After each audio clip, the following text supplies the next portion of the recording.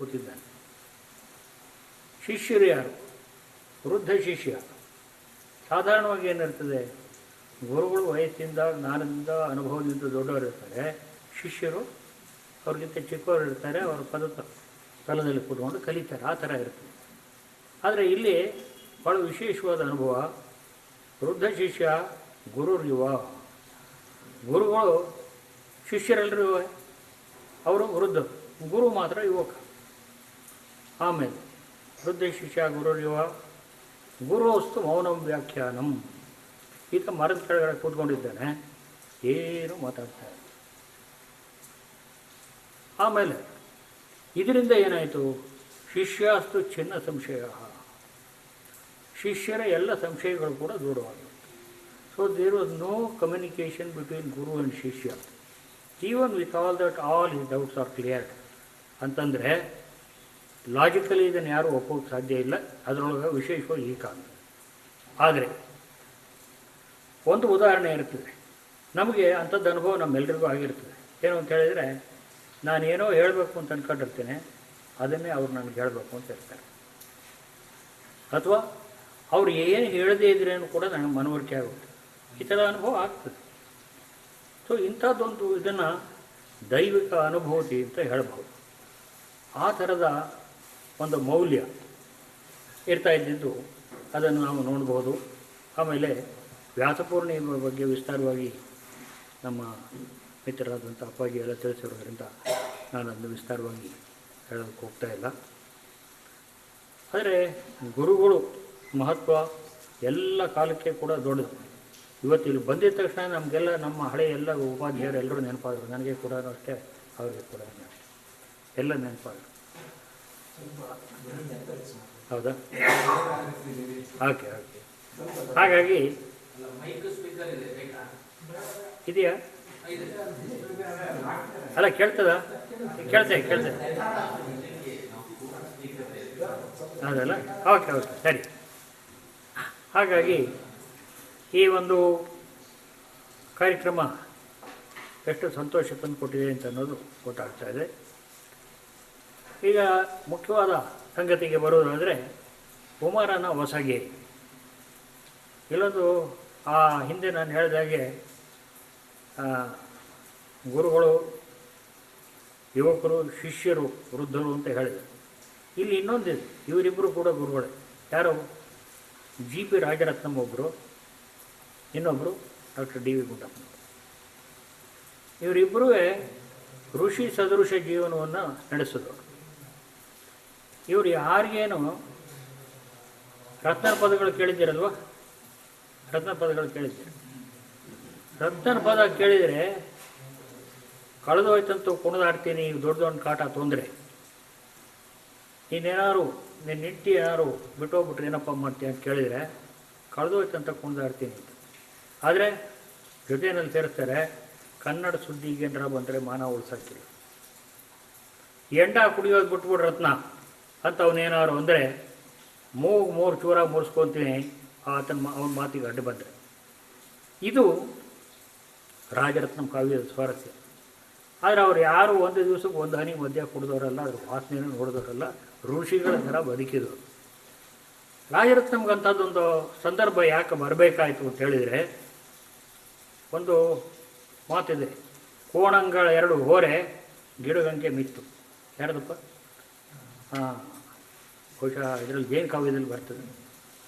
2 ದೊಡ್ಡ ಕೋಣಗಳು ಹೋರಾಡಿ ಸತ್ತೋಗ್ಬಿಟ್ರೆ ಇದರ ಮಾಂಸ ತಿನ್ನೋದಕ್ಕೆ ಹದ್ದುಗಳು ಕಾಯ್ತಾ ಇದೆ, ಗಿಡಗಳು ಕಾಯ್ತಾ ಇದೆ, ಲಾಭ ಇದೆ ಅಂತ. ಆದರೆ ಸಾಹಿತ್ಯದ ಸಂಗತಿ ಬಂದರೆ, ಸಂಗೀತದ ಸಂಗತಿ ಬಂದರೆ ಈ ಥರದ ಹಲವಾರು ನಡೆದು ಹೋಯಿತು. ಶಂಭಾ ಜೋಶಿ ಇದ್ದರು, ದ ರಾ ಬೇಂದ್ರೆ ಇದ್ದರು, ಈ ಇವರಿದ್ದರು, ಬೀಚಿಯವರಿದ್ದರು, ರಾಜರತ್ನಂ ಇದ್ದರು. ಇವರೆಲ್ಲ ಕೂಡ ಇದು ಟೈಮ್ ಎಷ್ಟಪ್ಪ? ಎಷ್ಟೋ ತನಕ? ಹಾಂ, ಅಲ್ಲ ಈಗ ಸರಿ.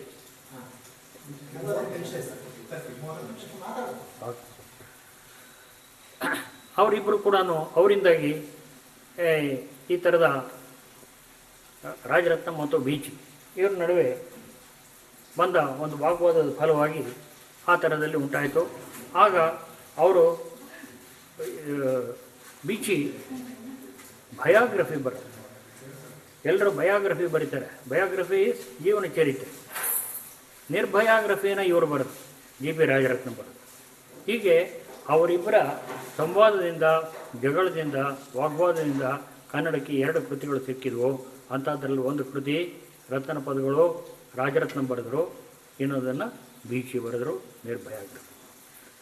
ಆದರೆ ಅದೇ ಥರದಲ್ಲಿ ಡಿ ವಿ ಗುಂಡಪ್ಪನವರು ಅವರು ಮಾಡಿದ ಇನ್ನೊಂದು ಮುಖ್ಯವಾದ ಕೆಲಸ ಅಂತಂದರೆ ಮಂಕುತಿಮ್ಮನ ಕಗ್ಗ ತುಂಬ ಜನಪ್ರಿಯ ಆಗಿದೆ. ಇವತ್ತದೊಂದು ಎಲ್ಲ ವಿದ್ವಾಂಸರು ಕೂಡ ಎಲ್ಲ ಕಡೆಯಲ್ಲೂ ಅದನ್ನು ಕೋಟ್ ಮಾಡ್ತಕ್ಕಂಥದ್ದು, ಹೇಳ್ತಕ್ಕಂಥದ್ದು ನಡೀತಾ ಇದೆ. ಆದರೆ ಅವರು ಮಾಡದೇ ಇರತಕ್ಕಂಥ, ಅವರು ಮಾಡಿದ ಇನ್ನೊಂದು ಮುಖ್ಯವಾದ ಕೆಲಸ ಕೂಡ ಅಂದರೆ ರಾಜ್ಯಶಾಸ್ತ್ರದ ಬಗ್ಗೆ, ಆಡಳಿತದ ಬಗ್ಗೆ ಅನೇಕ ಕೆಲಸಗಳನ್ನು, ವಿದ್ವತ್ ಕೃತಿಗಳನ್ನು ಅವರು ರಚಿಸಿದ್ದಾರೆ. ಆದರೆ ಅವು ಯಾವ ಚರ್ಚೆ ಆಗ್ತಾ ಇಲ್ಲ, ಜಾಸ್ತಿ ಆಗಿಲ್ಲ. ಈ ಉಮರನ ಹೊಸಿಗೆ ಕೂಡ ಸಾಹಿತ್ಯಕ್ಕೆ ಸಂಬಂಧಪಟ್ಟಿದ್ದು. ಇದನ್ನು ಫಿಟ್ಜೆರಾಲ್ಡ್, ಅದನ್ನು ಮೂಲತಃ ಬರೆದಿದ್ದು ಉಮರ್ ಖಯ್ಯಾಮ್. ಆಗಲೇ ಹೇಳಿದಾಗೆ ಪರ್ಷಿಯಾ ದೇಶದವನು, ಆತ ಗಣಿತಜ್ಞನೂ ಹೌದು. ಆದರೆ ಸಾಹಿತ್ಯದಲ್ಲಿ ಒಳ್ಳೆಯ ಅಭಿರುಚಿ ಆತನಿಗೆ. ಆ ಸಾಹಿತ್ಯದ ಅಭಿರುಚಿಯಿಂದ ಆತನ ಅವನು ಜನಗಳನ್ನು, ಜೀವನವನ್ನು ನೋಡ್ತಕ್ಕಂಥ ದೃಷ್ಟಿನೇ ಬದಲಾವಣೆ ಆಗೋಯಿತು. ಅದರ ಫಲವೇ ಬಂದಿದ್ದ ಕಾರಣ ಅದನ್ನು ಈ ರುಬಾಯಿಯಾತ್, ಹಾಗೆ ಉರ್ದು ಸಾಹಿತ್ಯದಲ್ಲಿ ಗಜಲ್ ಅಂತ ಇದೆ, ಈ ರೀತಿ ಇದನ್ನು ರುಬಾಯಿಯಾತ್ ಅಂತ ಹೇಳಿ ಕರೆದರು. ಅದೇ ಇರ್ತದೆ ಒಂದು ಪದ್ಯದ ಪೊಯೆಟಿಕ್ ಫಾರ್ಮ್ ಆಫ್. ಅದನ್ನು ಕನ್ನಡದಲ್ಲಿ ಮಾಡಿದರು. ಕನ್ನಡದಲ್ಲಿ ಗುಣ್ವಿ ಚಂದ್ರಶೇಖರ ಐತಾಳ್ ಅಂತ ಹೇಳಿಬಿಟ್ಟು ಅವರು ಮಾಡಿದ್ದಾರೆ. ಇದಲ್ಲದೆ ಮಂಜೇಶ್ವರ ಗೋವಿಂದ ಪೈ ಅವರು ಕೂಡ ಮಾಡಿದ್ದಾರೆ. ಆದರೆ ಇದಕ್ಕೆಲ್ಲಕ್ಕಿಂತ ಹತ್ತಿರವಾಗಿರ್ತಕ್ಕಂಥ ಇನ್ನೊಂದು ಕೃತಿ ಡಿ ವಿ ಜಿ ಅವರದ್ದು. ಇದು ಫಿಟ್ಜೆರಾಲ್ಡ್ ಅವರು ಮಾಡಿದಂಥದ್ದು. ಈ ಕೃತಿಯನ್ನು ನಾನು ಓದಬೇಕಾದ ಸಂದರ್ಭ ಆಗಿದ್ದು ಅಂತ ಹೇಳಿದರೆ ಈಗ ಒಂದು 40 ವರ್ಷದ ಕೆಳಗೆ. ಆಗ ನನ್ನ ಹತ್ರ ಆ ಪುಸ್ತಕ ಕೊಂಡ್ಕೊಳ್ಳೋಕೆ ಕೂಡ ಹಣ ಇರ್ತಾ ಇರಲಿಲ್ಲ. ಆಗ ನಾನು ಇಡೀ ಪುಸ್ತಕ, ಅಂದರೆ ಚಿಕ್ಕ ಪುಸ್ತಕ, ಅದೇನೋ ಒಂದು 80-85 ಪುಟದ ಪುಸ್ತಕ ಅಷ್ಟೇ, 4 ಸಾಲಿನ ಪದ್ಯಗಳು ಇರ್ತಾಯಿತ್ತು. ಆ ಪದ್ಯಗಳನ್ನು ಎಲ್ಲ ಒಂದು ನೋಟ್ಬುಕ್ಗೆ ಬರ್ಕೊಂಡೆ. ಹಾಗಾಗಿ ಓದ್ತಾ ಇದ್ದೆ. ಈ ಉಮರನ ಸಾಹಿತ್ಯ ಎಂಥದ್ದು ಅಂತ ಹೇಳಿದರೆ ಪೆಪರ್ಮೆಂಟ್ ಇದ್ದ ಹಾಗೆ, ಒಂದೊಂದೇ ತಿನ್ಬೋದು, ಜಾಸ್ತಿ ತಿನ್ನೋಂಗಿಲ್ಲ. ಆಮೇಲೆ ಅದನ್ನ ಆನಂದಿಸ್ಬಿಟ್ಟು ನಾವು ಅನುಭವಿಸ್ಬೇಕು. ಆ ರೀತಿ ಆ ಥರದ ಒಂದು ಕಾವ್ಯ. ಅಲ್ಲಿ 172 ಪದ್ಯಗಳನ್ನು ಅವರು ಬರೆದಿದ್ದಾರೆ. ಯಾರು ಡಿ ವಿ ಗುಂಡಪ್ಪನವರು ಅನುವಾದ ಮಾಡಿದ್ದಾರೆ. ಫಿಟ್ಜೆರಾಲ್ಡ್ ಬರೆದಿದ್ದು ಅದನ್ನು ಮೊದಲು ಯಾವ ಭಾಷೆಯಲ್ಲಿತ್ತು, ಫಾರ್ಸಿ ಭಾಷೆಯಲ್ಲಿತ್ತು. ಆನಂತರ ಇಂಗ್ಲೀಷ್ ಭಾಷೆ ಬಂತು, ಆಮೇಲೆ ಜಗತ್ತಿನ ಬೇರೆ ಬೇರೆ ಭಾಷೆಗಳಿಗೆ ಬಂತು. ಅದರಲ್ಲಿ ನಮ್ಮ ಕರ್ನಾಟಕದಲ್ಲಿ ಕನ್ನಡದ ಭಾಷೆಗೆ ಬಂದಿದ್ದು, ಅದನ್ನು ಮಾಡಿದವರು ಡಿ ವಿ ಗುಂಡಪ್ಪ. ಈ ರೀತಿ ಇರ್ತಕ್ಕಂಥದ್ರಲ್ಲಿ 2 ಭಾಗ ಮಾಡಿದ್ದಾರೆ. ಅಲ್ಲಿ 86 ಸೇರಿಸ್ಬಿಟ್ಟು 172 ಪದ್ಯಗಳನ್ನು ಮಾಡಿದ್ದಾರೆ. ಈ ತ್ರಿಪದಿಗಳು, ಚೌಪದಿಗಳು, ಈ ಥರ ಸಾಹಿತ್ಯದಲ್ಲಿ ಒಂದು ದೊಡ್ಡ ಅಪಾಯ ಏನಿರ್ತದೆ ಅಂತ ಹೇಳಿದರೆ ಎಲ್ಲ ಕಲ್ಕೋದು ಅದಾಗಿದ್ದೇ ಹೌದು. ಇವತ್ತಿಗೆಲ್ಲ ಸರ್ವಜ್ಞನ ಪದ ಇದ್ದಪ್ಪ, 3 ಸಾಲ ಪದ್ಯ ನಿಮ್ಮ ಜ್ಞಾಪಕ ಬಂದರೆ ನೀವು ಮಾಡ್ಬೋದು ಅಲ್ವೇ, ಆ ಥರ. ಆಮೇಲೆ ಕೊನೆಯಲ್ಲಿ ಸರ್ವಜ್ಞ ಸೇರಿಸ್ಬಿಟ್ರೆ ನೀವು ನಿಮ್ಮ ಹೆಸರು ಬರ್ಕೊಂಡಂಗಾಗಲಿಲ್ಲ. ಇದಕ್ಕೆ ಅಡಿಷನ್ ಯಾರಿಗಾಯಿತು? ಸರ್ವಜ್ಞ. ಸೊ ಇದನ್ನು ಸಾಹಿತ್ಯಿಕವಾಗಿ ಪ್ರಕ್ಷಿಪ್ತ ಅಂತ ಕರೀತಾರೆ, ಅಡಿಷನ್. ಪುರಂದರದಾಸರ ಸಾಹಿತ್ಯವು ಕೂಡ ಅದೇ ತರಹನೇ ಆಗಿದೆ. ಆದರೆ ಇವರು ಯಾರೂ ಕೆಟ್ಟ ದೃಷ್ಟಿಯಿಂದ ಆಗಲಿ ಅಥವಾ ನನಗೆ ಇದರಿಂದ ಹೆಸರು ತಪ್ಪೋಗುತ್ತೆ ಅನ್ನೋ ಹಾಗೆ ಯಾರು ಮಾಡಲಿಲ್ಲ. ಆ ಕಾವ್ಯದಲ್ಲಿರ್ತಕ್ಕಂಥ ಒಳ್ಳೆಯ ಗುಣನ ಗ್ರಹಿಸ್ಬಿಟ್ಟು ಅವರು ಅದನ್ನು ಮಾಡಿದರು. ಅದರಿಂದ ಅದು ಎಲ್ಲ ಕಾಲಕ್ಕೂ ಸರ್ವಸಮ್ಮತವಾಗಿರ್ತಕ್ಕಂಥ ಅಲ್ವಾ, ಹಾಗಿರ್ತದೆ. ಹೀಗೆ ಇರುವಾಗ ಈಗ ನಾನು ಈ ಮಹಾಕಾವ್ಯಗಳು, ದೊಡ್ಡ ದೊಡ್ಡ ಕಾವ್ಯಗಳ ವಿಚಾರದಲ್ಲಿ ಎಷ್ಟು ಎಚ್ಚರಿಕೆಯಿಂದ ಇರಬೇಕು ಅಂತ ಅನ್ನೋದು ಇನ್ನೊಂದು ಭಾಗವನ್ನು ನೋಡಿದರೆ, ಈ ಕಾವ್ಯವನ್ನು ನಾವು ಇದರಲ್ಲಿ ನೋಡಿದ್ವಿ. ಯಾವುದು ಕನ್ನಡ ಸಾಹಿತ್ಯ ಪರಿಷತ್ತು ಪ್ರಕಟ ಮಾಡಿದಂಥ,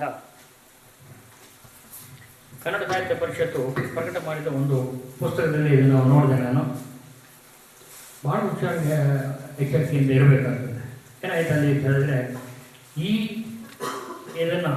ಕೃತಿಯನ್ನು ಅದು ಕನ್ನಡ ಸಾಹಿತ್ಯ ಪರಿಷತ್ತಿಂದ ಆಗಿತ್ತು.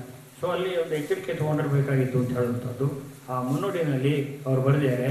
ಇದನ್ನು ಪಾಪ ಮಹಾಕವಿ ಬರೆದಿದ್ದಾರೆ ಅಂತ ಹೇಳ್ಬಿಟ್ಟು. ಇದಕ್ಕಿಂತ ಆಭಾಸ ಬೇರೆ ಇರಲ್ಲ.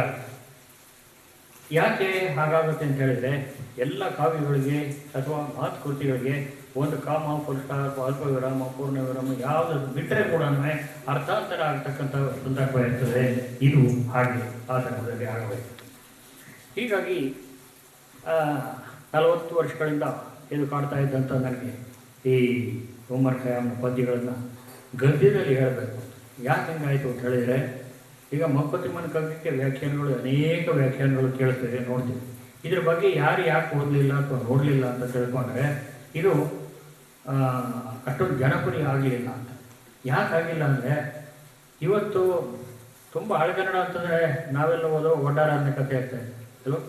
ಒಡ್ಡಾರಾಧನೆ ಇರ್ತಾಯಿತ್ತು, ಬೇರೆ ಋಷಿಗಳ ಕಥೆ ಇರ್ತಾಯಿತ್ತು, ಎಲ್ಲ ಇರ್ತಾಯಿತ್ತು. ಆ ಕನ್ನಡ ಪಾಠವನ್ನು ಇದೇ ಜಾಗದಲ್ಲಿ ನಾನು MB ಪಾರ್ಥಾರ್ಥ ಈಗ ನನ್ನ ಕನ್ನಡ ಗುರುಗಳು ಅವರು ವಿವರಿಸಿ ಅಷ್ಟು ಚೆನ್ನಾಗಿ ಹೇಳ್ತಾ ಇದ್ದದನ್ನು ನಾನು ನೋಡಿದ್ದೇನೆ, ಕೇಳಿದ್ದೇನೆ. ಅದು ಮುಂದೆ ಸಡಿಲ ಆಗ್ತಾ ಬಂದು, ಅಂದರೆ ಪಠ್ಯಕ್ರಮದಲ್ಲಿ ಅದು ಬಂದ್ಬಿಡ್ತು. ಸಡಿಲ ಆಗ್ತಾ ಬಂದು ಮುಂದೆ ಈಗ DVG ಕುವೆಂಪು ಅವರ ಸಾಹಿತ್ಯನ ಓದೋದು ಕಷ್ಟ ಆಗಿದೆ. ನೀವೆಲ್ಲ ನೋಡಿರ್ಬೋದು, ಥಟ್ ಅಂತ ಹೇಳಿ ಒಂದು ಕಾರ್ಯಕ್ರಮ ಓದ್ತಾರೆ TV-ನಲ್ಲಿ. ಅಲ್ಲೊಂದು ಒಳ್ಳೆಯ ಕೆಲಸ ಮಾಡ್ತಾ ಇದ್ದಾರೆ, ಅಲ್ಲಿ ಕರ್ತಿರ್ತಾರೆ. ಅವರು ಎಲ್ಲ ಅವರ ಸಾಧನೆಗಳನ್ನು ಹೇಳಿರ್ತಾರೆ. ಹಾಗೆ ನೀವು ಈ ಕಾವ್ಯದ ಬಗ್ಗೆ 4 ಸಾಲು ಕೊಡ್ತೀವಿ, ಇದನ್ನು ಓದಿ ಅಂತ ಹೇಳ್ತಾರೆ. ಅವ್ರ ಕಂಡೀಷನ್ ಒಂದೇ, ಅವರು ತಪ್ಪಿಲ್ಲದೆ ಓದಬೇಕು. ಎಲ್ಲಿ ತಪ್ಪ ಸಾಧ್ಯ ಆಗೋದು? ಯಾಕೆ ಈ ಅಭ್ಯಾಸ ಇವತ್ತು ನಮಗೆ ತಪ್ಪು ಹೋಗುತ್ತೆ. ಆ ಥರದಲ್ಲಿ ಆಗಿರೋದ್ರಿಂದ ಆಗಿದೆ. ಹಾಗಾಗಿ ಇದನ್ನು ಉಮರ್ ಖಯ್ಯಾಮ್ನ ಕಾವ್ಯದ ಸ್ವಾರಸ್ಯ ಏನು ಅಂತ ಕೇಳಿದರೆ, ಬದುಕನ್ನು ಎಷ್ಟು ಥರದಲ್ಲೆಲ್ಲ ನೋಡ್ಬೋದು ಅಂತ. ಯಾಕೆ ಅಂತ ಹೇಳಿದರೆ, ಎಲ್ರಿಗೂ ಒಂದಲ್ಲ ಒಂದು ಕಾರಣದಲ್ಲಿ ನಿರಾಶೆ ಬರ್ತದೆ, ನಶ್ವರತೆ ಜಗತ್ತು ನಶ್ವರ ಅಂತ ಕಾಣಿಸುತ್ತೆ. ಅದು ಫಿಲಸಾಫಿಕಲ್ ಬಿ ಆ ಥರದ ಯೋಚನೆಗೆ ಒಂದೇ ಬರುತ್ತದೆ. ಆದರೆ ಜೀವನೋತ್ಸಾಹವನ್ನು ಉಳಿಸ್ಕೊಂಡು ಕೂಡ ಜೀವನದ ವೈಚಿತ್ರ್ಯವನ್ನು ನೋಡಬೇಕು ಅಂತ ಹೇಳಿದರೆ, ಅದನ್ನು ಉಮರ್ ಖಯ್ಯಾಮ್ ಭಾಳ ಚೆನ್ನಾಗಿ ಹೇಳ್ತಾನೆ. ಒಂದು ಜಾಗದಲ್ಲಿ ಅವನು ಹೇಳ್ತಾನೆ, ಇಡೀ ಜಗತ್ತೊಂದು ಪಡ್ಕಾನೆ ಇದ್ದಾಗೆ, ಇಲ್ಲಿಗೆ ಹಲವು ಮಂದಿ ಕುಡುಕರು ಬರ್ತಾರೆ. ಆಮೇಲೆ ಇನ್ನಿನ ಕೆಲವು ಜಾಗದಲ್ಲಿ ಒಂದು ಮಣ್ಣಿನ ಪದರ ಇದೆ, ಅದರ ಕೆಳಗಡೆ ತುಂಬ ಜನ ಸೇರ್ಕೊಂಡು ಹೋಗಿದ್ದಾರೆ. ಅವತ್ತಿದ್ದವ್ರು ಇವತ್ತಿಲ್ಲ, ಇವತ್ತಿರೋರು ನಾಳೆ ಇರೋದಿಲ್ಲ. ಈ ಥರದ ಅನೇಕ ಸಾದೃಶ್ಯಗಳನ್ನು ಕೊಟ್ಟು ಬರೆದಿದ್ದಾನೆ. ಆದರೆ ಆ ಪ್ರಾರಂಭದ ಕವಿತೆ ಒಳಗೇನೋ ಒಂದು ಭಾಳ ಚೆನ್ನಾಗಿದೆ. ಅಲ್ಲಿ ಹೇಳ್ತಾನೆ, ಏಳೆನ್ನ ಮನದನ್ನೇ ನೋಡು ಕೊಳ್ತರೆ ಬಂತು ನಿಶೆಯ ಬೋಗುಣಿಯಲ್ಲಿ, ನಿಶೆ ರಾತ್ರಿ, ನಿಶೆಯ ಬೋಗುಣಿಯಲ್ಲಿ ಹೊಂಬುಗರಿ ಎಸೆದು ತಾರೆಗಳ ಅರಳನ್ನು ಅಲ್ಲಿಂದಲೇ ಚೆಲ್ಲಾಡಿತೇನು ನಿದ್ದೆ ಸಾಕಿನ್ನೀಗ ಮುದ್ದಣಗಿ ಬಾರ.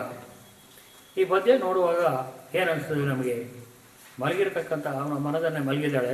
ಅವ್ರಿಗೆ ಹೇಳ್ತಾನೆ, ಏಳೆನ್ನ ಮನದನ್ನೇ ನೋಡಿ ತೆರೆ ಬಂದು ನಿಶಿಯ ಬೋಗುಣಿಯಲ್ಲಿ, ರಾತ್ರಿ ಅಂದರೆ ಇಡೀ ಆಕಾಶ ಕವಚ ಬಿದ್ದ ಬೋಗುಣಿ ತರಹ ಇದೆ, ಅಂಥ ಬೋಗುಣಿಯಲ್ಲಿ ತಾರೆಗಳನ್ನು ಅಲ್ಲಿ ಚೆಲ್ಲಿದ್ದಾನೆ, ತಾರೆಗಳ ಅರಳುಗಳನ್ನು ಚೆಲ್ಲಿದ್ದಾನೆ. ಅದು ಚೆಲ್ಲಾಡಿ ಏನೋ ನಿದ್ದೆ ಸಾಕು ನಿದ್ದೆ ಹೇಳುವಾಗೆ ಅಂತೇಳಿ ಈ ಪದ್ಯದಲ್ಲಿ ಅಲ್ಲಿ ಆರಂಭದಲ್ಲಿ ಅದನ್ನೇ ಹೇಳಿದ್ದಾರೆ. ಇನ್ನೊಂದು ಜಾಗದಲ್ಲಿ ಕನಸೊಂದ ಮುಂಜಾವದಲ್ಲಿ ಕಂಡೆ. ಸಾಧಾರಣ ಒಂದು ನಂಬಿಕೆ ಇದೆ, ಬೆಳಗಿನ ಜಾವ ಬಿದ್ದಿದ್ದ ಕನಸು ನಿಜ ಆಗುತ್ತೆ ಅಲ್ವಾ? ಆ ಥರ ಕನಸೊಂದ ಮುಂಜಾವದಲ್ಲಿ ಕಂಡೇನೋ ಏನೆಂಬೆನ್ ಅರವಟ್ಟಿಕೆಯಿಂದ. ಅರವಟ್ಟಿಕೆ ಅಂತಂದರೆ ನೀರು ಬೆಳೆದಿರ್ತದೆ. ಇಲ್ಲಿ ನೀರಿಗೆ ಹೇಳ್ತಾ ಇಲ್ಲ, ಅವ್ರು ಬೇರೆ ಈ ಎಣ್ಣೆಯನ್ನು ಬೇರೆ ಪದ ಅರ್ಥ ಬಂದ್ಬಿಟ್ಟಿದೆ ಅಲ್ವಾ? ಆ ಥರದಲ್ಲಿ ಅವತ್ತು ನೀರು ಅಂದ್ಕೊಳ್ತೆ. ತಗೊಳ್ಳೋರು ಇವತ್ತು ತಣ್ಣಿ ಅಂತ ಹೇಳ್ತಾರೆ. ಅದಕ್ಕೆ ಅರವಟಿಕೆಯಿಂದ ಇನ್ನೊಂದು ಸೊದ್ದಾದಂತು, ಏಳಿರಲಿ ಮಕ್ಕಳಿರ ಬಟ್ಟಲನ್ನು ತುಂಬಿಕೊಡಿ. ಯಾಕೆ? ನಿಮ್ಮ ಬಟ್ಟಲೊಳು ರಸ ಎಮಿರುವ ಮುಂದೆ. ನಿಮ್ಮ ಬಟ್ಟಲೊಳು ಇವಾಗ ಮೇಲ್ನೋಟಕ್ಕೆ ಕಾಣ್ತಾ ಇದೆ, ಇವತ್ತು ತಾತ್ವಿಕವಾಗಿ ಒಂದು ಬಟ್ಟಲಿದೆ, ಹುಡುಗರಲ್ಲಿ ಹೋಗಿ ಕೂತ್ಕೊಂಡಿದ್ದಾರೆ, ಕೂತಿದ್ದಾರೆ. ಅರವಟಿಕೆಯಿಂದ ಒಂದು ಸಂದು ಬಂತು, ಎಲ್ಲ ಎದ್ದಾಡ್ರಿ, ಬಟ್ಟಲು ತುಂಬಿಸ್ಕೊಳ್ಳಿ, ಕುಡೀರಿ ಅಂತ ಹೇಳ್ತಾರೆ. ಇಷ್ಟೇ ಅಲ್ಲ, ಅವನು ಹೇಳೋದು ನಿಮ್ಮ ಒಡಲ ಬಟ್ಟಲು, ನಿಮ್ಮ ಶರೀರದ ಬಟ್ಟಲಲ್ಲಿ ರಸ ಇರುವ ಮುನ್ನ ನಿಮ್ಮ ಚೈತನ್ಯ ಉಳಿದು ಹೋಗೋದ್ರೊಳಗೆ ಎಚ್ಚರ ಆಗಿ ಅಂತ ಹೇಳ್ತಾರೆ. ಅಂದರೆ ಆ ಒಂದು ರೂಪಕ ಇದೆಯಲ್ಲ ಅದು ಭಾಳ ಚೆನ್ನಾಗಿದೆ ಅಂತ ಹೇಳ್ಬಿಟ್ಟು ಇನ್ನೊಂದು ಮುಂದೆ ಕೊಡೋದು ಹೇಳ್ತಾನೆ. ಕೋಳಿ ಕೂಗುವ ವೇಳೆ ಕಳ್ಳಂಗಡಿಯ ಮುಂದೆ ಬೊಬ್ಬೆ ಇಡುವರು ಕೇಳು. ಕಳ್ಳಂಗಡಿ ಕಳ್ಳಿನ ಅಂಗಡಿ ಅಂದರೆ ಹೆಂಡದಂಗಡಿ, ಅಲ್ಲಿ ಕಳ್ಳಂಗಡಿಯ ಮುಂದೆ ಬೊಬ್ಬೆ ಇಡುವನು ಕೇಳು. ಕದ ತೆರವನ್ ತೆರೆ ಕದವನ್ ಏನುಟ. ಏನು ಹೇಳ್ತಾ ಇದ್ದಾರೆ? ಭಾಗತಿಯಪ್ಪ ತೆರೆ ಕದವನ್, ಯಮಗಿಲ್ಲಿರಲು ಹೊತ್ತು ಬಹಳಿಲ್ಲ, ತೆರೆದ ಬಳಿಕ ಮತ್ತೆ ಬರಲಿಕ್ಕೆ ಅಳವಿಲ್ಲ. ಇಲ್ಲಿ ಇದು ಕೂಡ ನಮಗೆಲ್ಲ ನೋಡುವಾಗ ಇದು ಕುಡುಕರ ಉದ್ದೇಶ ಹೇಳಿದ್ದಾನೆ ಅಂತ ಆ ಥರದಲ್ಲಿಲ್ಲ. ಆ ತೆರೆ ಕದವನ್ ಯಮಗಿಲ್ಲಿರಲು ಹೊತ್ತು ಬಹಳ ಇಲ್ಲ. ಎಲ್ರಿಗೂ ಆಯುಷ್ಯ ಮಿತವಾದದ್ದು. ಆ ಮಿತವಾದ ಆಯುಷ್ಯದಲ್ಲಿ ಇಲ್ಲಿಂದ ಮುಗೀತು ಅಂತಂದರೆ ತೆರಳಿದ ಬಳಿಕ ಇತ್ತ ಬರಲಿಕ್ಕೆ ಅಳವಿಲ್ಲ, ಸಾಧ್ಯ ಇಲ್ಲ. ಈ ಥರದ ಕೆಲವು ಪದ್ಯಗಳನ್ನು ಇದನ್ನು ಹೇಳಿದ್ದಾನೆ. ಹಾಗೆ ನಾನು ಕೆಲವು ನನಗೆ ಆಸಕ್ತಿ ಅವನಿಗೆ ಚೆನ್ನಾಗಿದೆ ಅಂತಂತೇಳಿ ಕೆಲವು ಪದ್ಯಗಳನ್ನು ಆರಿಸ್ಕೊಂಡಿದ್ದೇನೆ, ಅದನ್ನು ಹೇಳ್ತೇನೆ. ಇಲ್ಲಿ ಇನ್ನೊಂದು ಪದ್ಯ ಇದೆ. ಅಲ್ಲಿ ಮರದಡಿಯಲ್ಲಿ, ಇದು ತುಂಬ ಜನ ಕೇಳಿರ್ತೀರಿ ಅಂತ ಅನಿಸ್ತದೆ. ಅಲ್ಲಿ ಮರದಡಿಯಲ್ಲಿ ನಲ್ಗಾವ್ಯ ಹೊಂದಿರಲು ರೊಟ್ಟಿಯಿಂದಿನಿಸು ಕುಡಿಕೆಯಲ್ಲಿ ಮಧು. ಎಲ್ಲಿ ಹೋದ್ರೇನೋ ಮಧು ಮಾತ್ರ ಬಿಡೋದಿಲ್ಲ. ಮಧು ಅಂತಂದ್ರೇನು? ಮದ್ಯ. ಕುಡಿಕೆಯಲ್ಲಿ ಮಧು ಮೇಣ್ ಮುಗದೆ ನೀ ಕುಳಿತು ಪಾಡಲಹ, ಕಾಡವಾದೊಡೆ ಏನದುವೆ ತಗ್ಗ ಸುಖ ಎನಗೆ. ಇದು ಎಲ್ಲರ ಜೀವನಕ್ಕೊಂದು ಆಶಯ ಇರತಕ್ಕಂಥದ್ದು. ಏನು ಅಂತ ಹೇಳಿದ್ರೆ ತುಂಬ ಜನಪ್ರಿಯವಾದಂಥ ಆಶಯ. ನನಗೆ ಸ್ವಲ್ಪ ಏನು ಬೇಕಪ್ಪ ಕುಡಿಯೋದಕ್ಕೆ, ಎಲ್ರಿಗೂ ಉಂಟು ಅಗತ್ಯವಾದ ಮನರಂಜನೆ ಬೇಕು, ಆಹಾರ ಬೇಕು, ಮನೋರಂಜನೆ ಬೇಕು, ಎಲ್ಲ ಬೇಕು. ಇದ್ರ ಜೊತೆಯಲ್ಲಿ ನೀ ಕುಳಿತು ಪಾಡಲಹ, ಅವನ ಮನದನ್ನು ಹೇಳ್ತಾ ಇದ್ದಾನೆ. ಕಾಡಾದೊಡೆ ಏನದುವೆ ತಗ್ಗ ಸುಖವೆನಗೆ. ಈ ಥರದ ಕೆಲವು ಪದ್ಯಗಳನ್ನು ಅಲ್ಲಿ ಹೇಳ್ಕೊಂಡಿದ್ದಾನೆ. ಅದೇ ರೀತಿ ಇನ್ನೊಂದು ಪದ್ಯದಲ್ಲಿ ಹೇಳ್ತಾನೆ, ದೊರೆತನ, ಯಾರಿಗೆ ರಾಜನ ಪದವಿ ಬೇಡಪ್ಪ, ಎಲ್ರಿಗೂ ಬೇಕು. ದೊರೆತನ ಅದೆಷ್ಟು ಸೊಗ ಎನತೆಯವರು